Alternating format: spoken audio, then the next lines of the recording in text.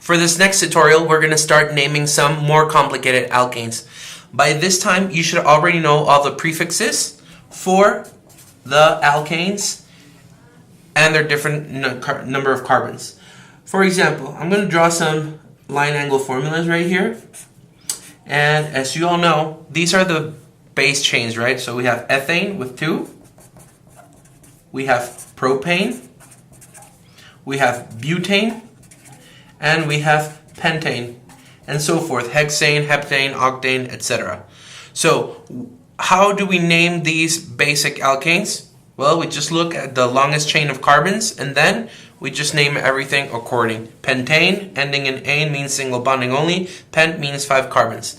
Now, what becomes tricky here is when we have other structures, we have to remember to count the longest chain first.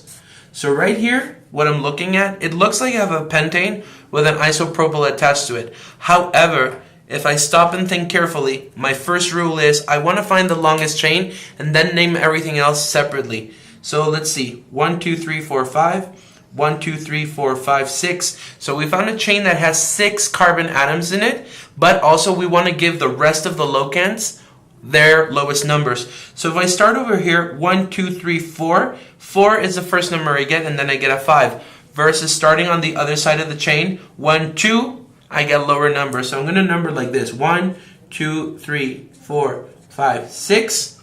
So my chain name is hexane. And what is attached to this hexane? Let's look at this really quickly. At number 2, I have 1 carbon. And at number 3, I have another carbon. So these groups are called methyl. So I indicate with locants 2 and 3. There's methyl. How many methyl groups? 2. So I'm going to write di. Let's see that again with a less complicated molecule. We're going to draw the same thing. 1, 2, 3, 4, 5, 6. And then we draw another one here.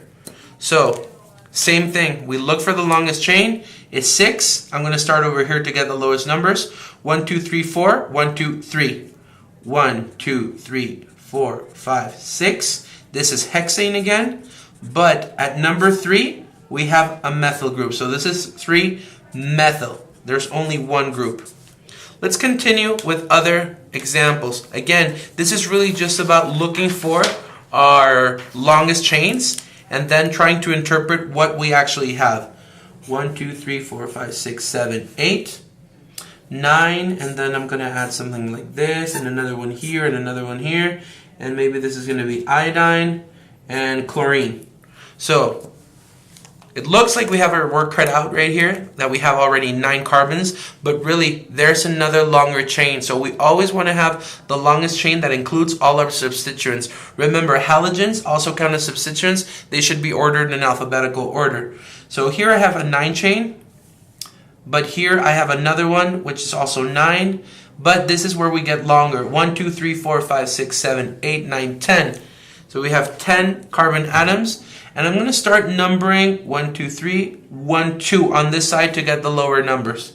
1, 2, 3, 4, 5, 6, 7, 8, 9, 10. Make sure you don't miss any of those little carbons. Otherwise, your counting is going to be wrong and your exercise is going to be incorrect. Then I take my marker to see what's left over.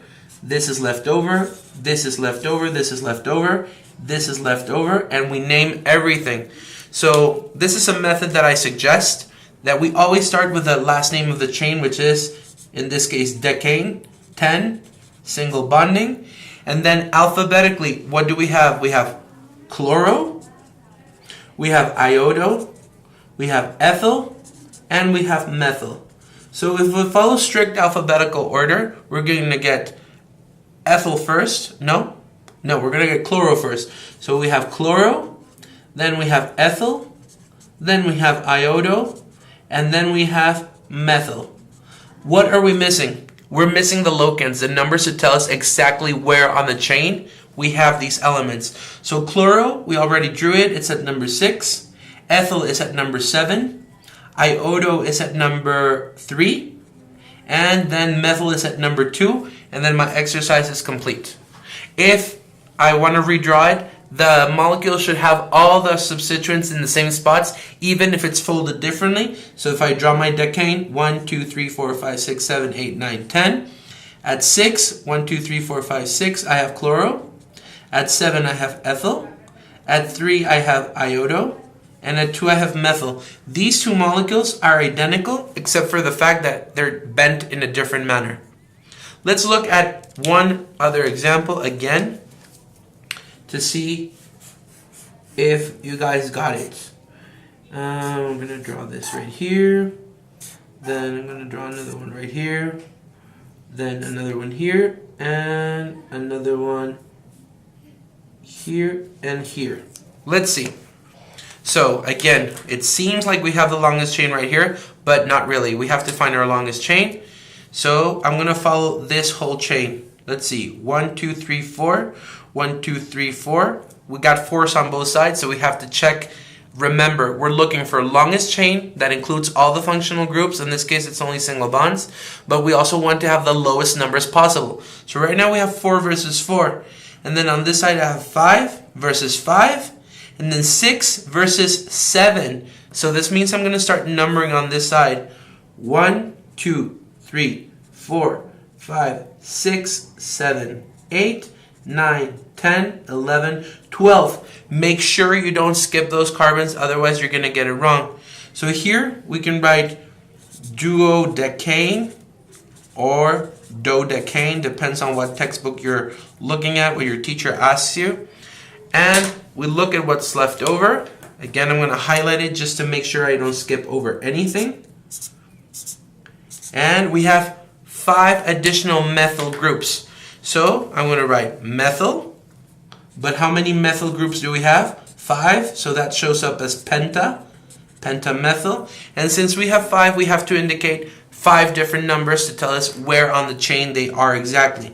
So in this case, this would be 4, 5, 6, 8, 9, pentamethyl duodecane. And we're done. This is the basics of naming alkanes.